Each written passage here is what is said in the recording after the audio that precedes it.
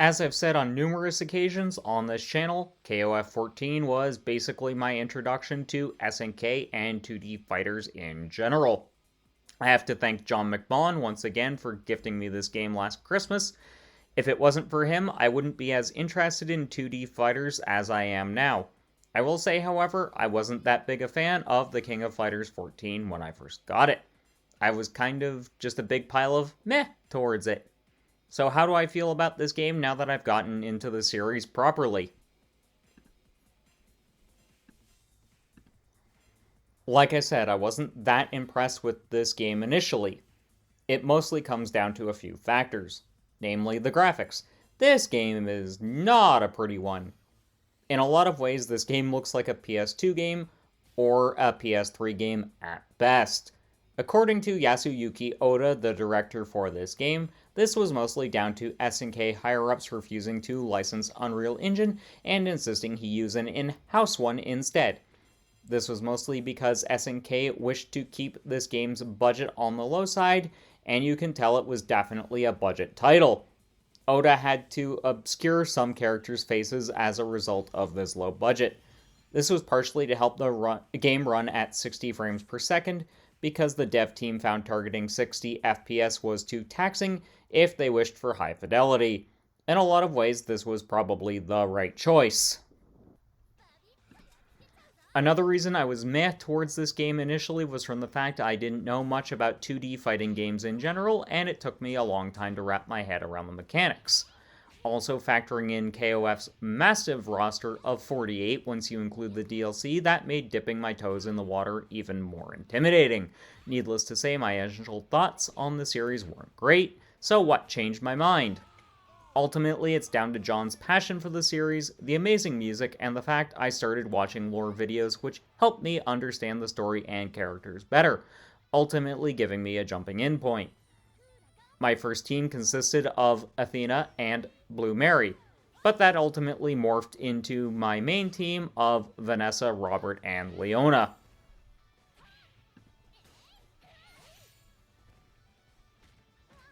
The sheer number of mechanics this game throws at you is absolutely overwhelming. For many players, this will be a severe barrier for entry. It definitely was for me, and I'll admit I'm still not good at this game, or even 2D fighting games in general. But now that I somewhat understand them, I'm having a lot of fun. One of the first things you're going to want to figure out with this game, and the series in general, is which characters are you going to utilize. If you already know the archetypes of 2D fighting games, this barrier of entry will be far easier to overcome. However, if you aren't familiar with them, then you're going to have a harder time because, unlike most fighting games, this is a 3 versus 3 team fighter, meaning you have to learn the moveset of not just one character, but 3. Players won't be starved for choice, though, with this game, so you're for sure going to find at least 3 characters you'll get on with. If you're a fan of Shotos, you'll have lots of options.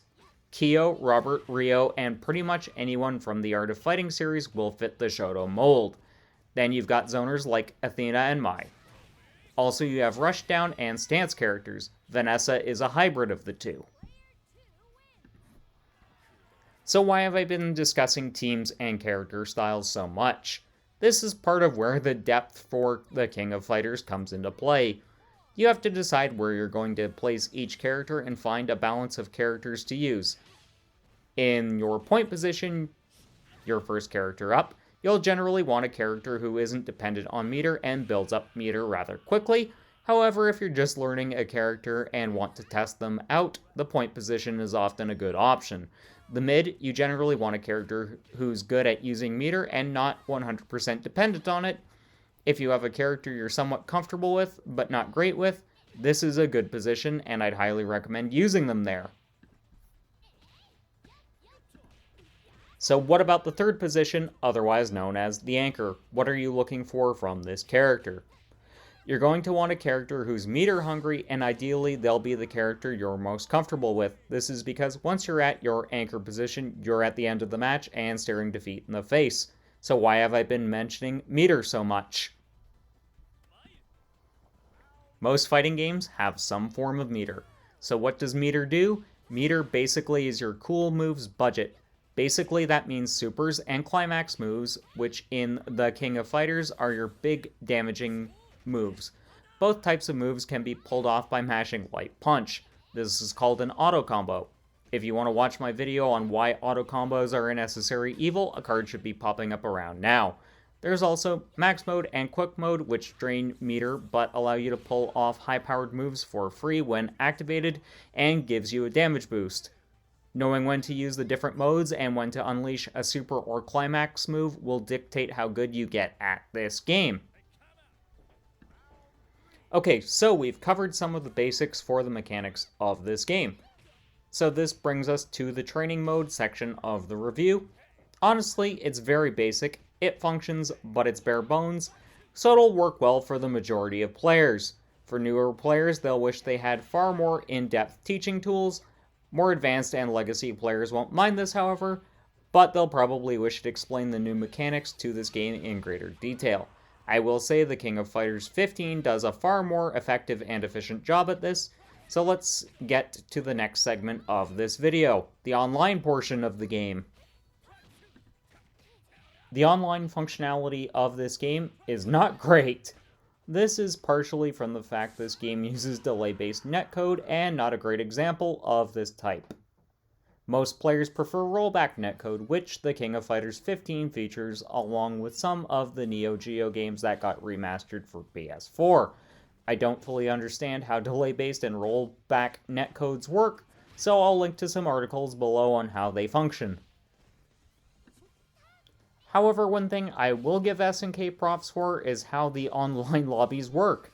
The fact you can have multiple matches running at once is an amazing feature. You can also do team fights if you have 6 players involved. This particular game mode is where you have 2 teams of 3. Each player picks their best character, and then they fight each other. The first team to lose all 3 players is defeated.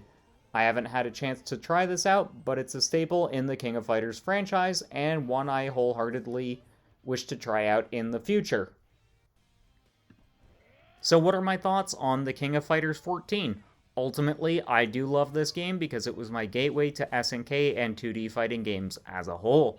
It's actually a pretty good game despite its low budget warts.